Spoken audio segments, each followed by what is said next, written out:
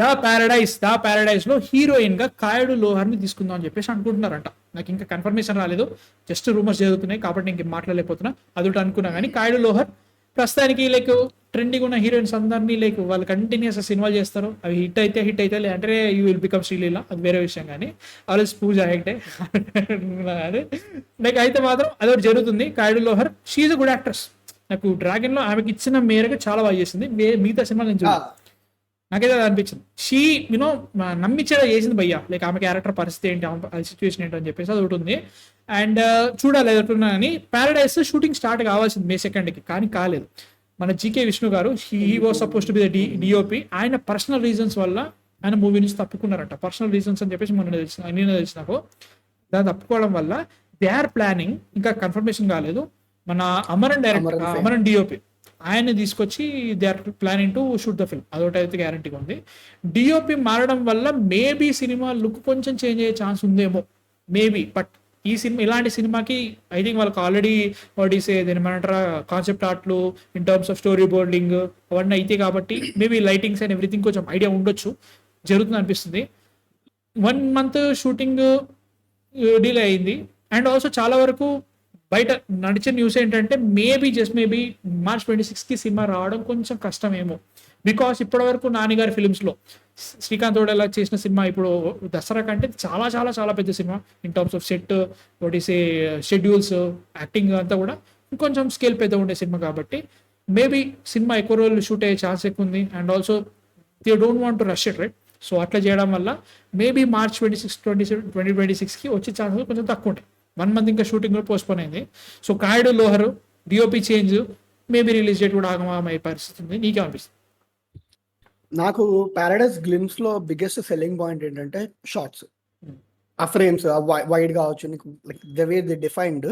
So DOP అనేది biggest impact అయితే ఇస్తుంది పక్కా. I think you will see the style changes అన్నీ ఉంటాయి. ఎందుకంటే నీకు డైరెక్టరే లైటింగ్ మీద ఫోకస్ చేయడం, కెమెరా మీద ఫోకస్ చేయడం అవన్నీ చేయరు వీలైనంత వరకు. ఇట్ ఆల్ డిపెండ్స్ ఆన్ వాళ్ళిద్దరి మధ్యలో జరిగే ర్యాపో బట్టి డైరెక్టర్కి ఏమనిపించిందో అదే టైప్లో వీలైనందరికి డిఓపి లుక్ని తీసుకురావడానికి ప్రయత్నిస్తారు లైటింగ్ డిపార్ట్మెంట్తో కమ్యూనికేట్ చేసుకుంటూ. సో చేంజెస్ అయితే ఉంటాయి.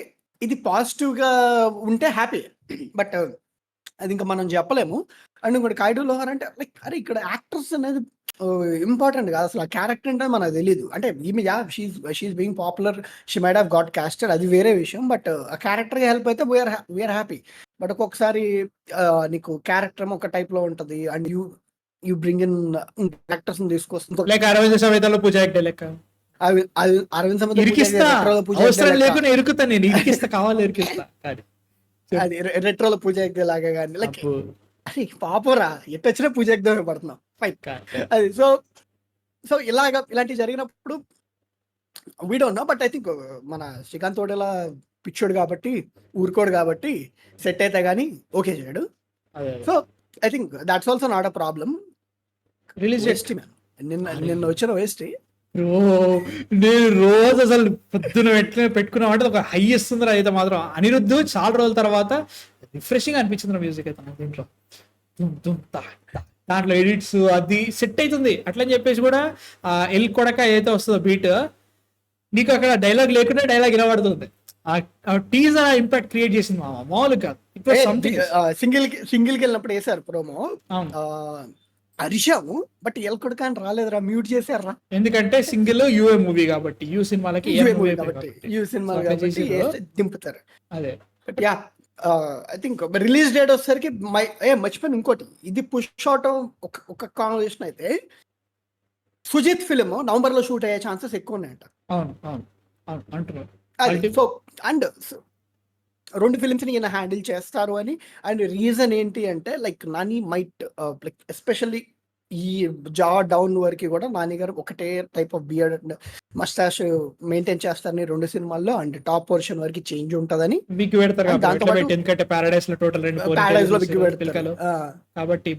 పిలకలేశారు. అండ్ అది నీకు నవంబర్ లో నెక్స్ట్ ఇయర్ 2026 ఎండింగ్ కల్లా సుజిత్ ఫిల్మ్ వచ్చేసి మార్చ్ ఐ థింక్ ఇది రావచ్చు, ప్యారడైజ్ రావచ్చు.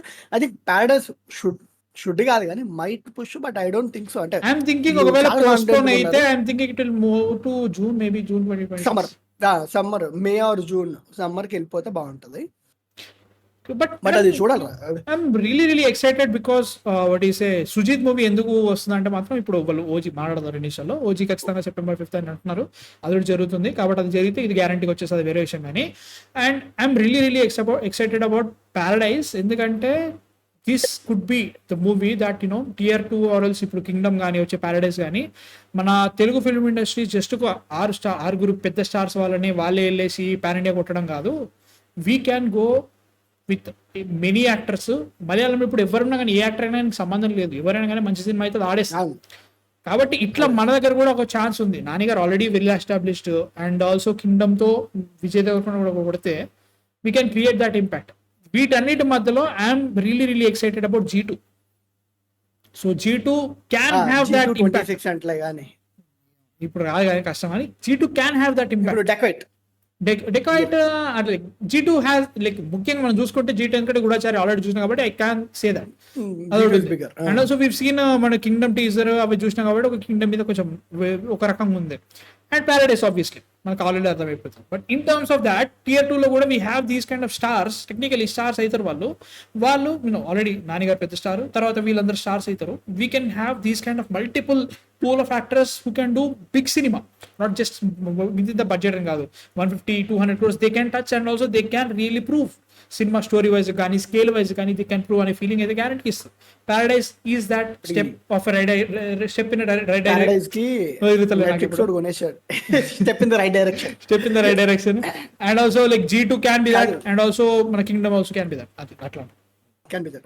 Paradise kanta 70% of budget వాళ్ళ చేతిలో ఉందండి ఇప్పుడు కరెంట్లీ.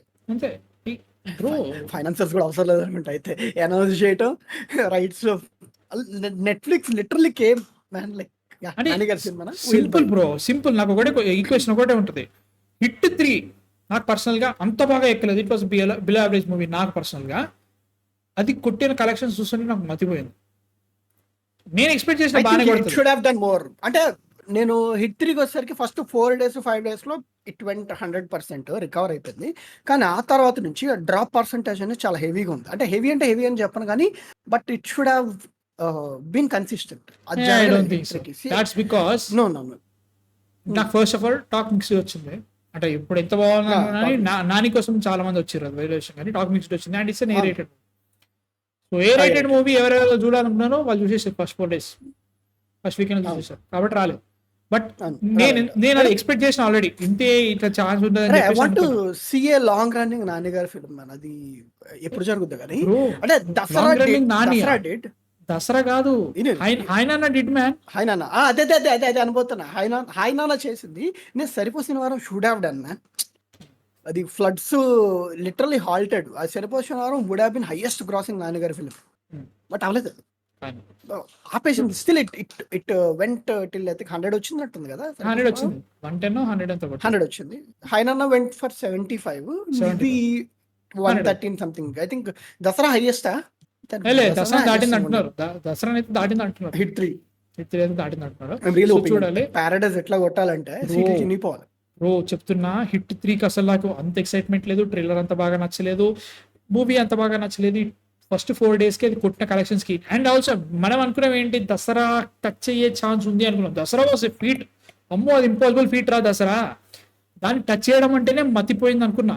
దసరా దాటి మింగిందిరా హిట్ 3.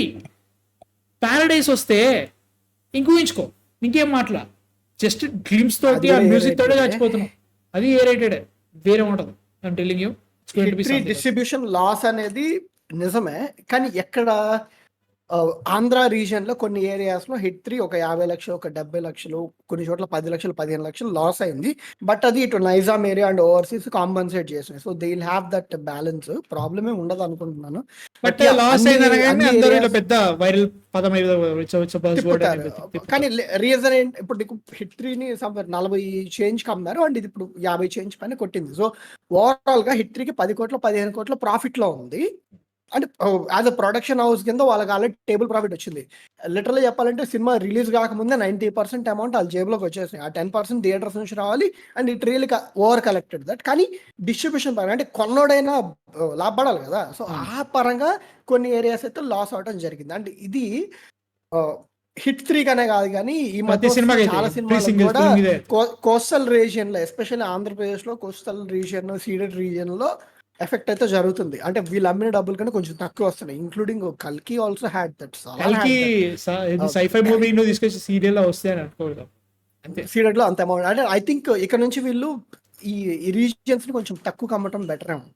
అవన్నీ ఉండవు like Nizam is a safe bet వాళ్ళకి. నైజాం కొంచెం అమ్ముకున్నా పర్లేదు, but ceded they should start selling కొంచెం తక్కువ అమ్ముకుంటే బెటర్. సో యా ఇది సిచ్యువేషన్. డిఓపి మారిండు ద ప్యారడైజ్. మీరేమైనా ఎఫెక్ట్ పడతా అనుకుంటారు? నాకు అంత అనిపించట్లేదు, ఎందుకంటే అక్కడ లైక్ వాళ్ళు ఆల్రెడీ కాన్సెప్ట్ ఆర్ట్ ఉంటుంది అనుకుంటున్నా. సాయిగాడేమో ఎఫెక్ట్ పడుతుంది అంటున్నాడు. మీ థాట్స్ కింద కామెంట్స్లో చెప్పండి.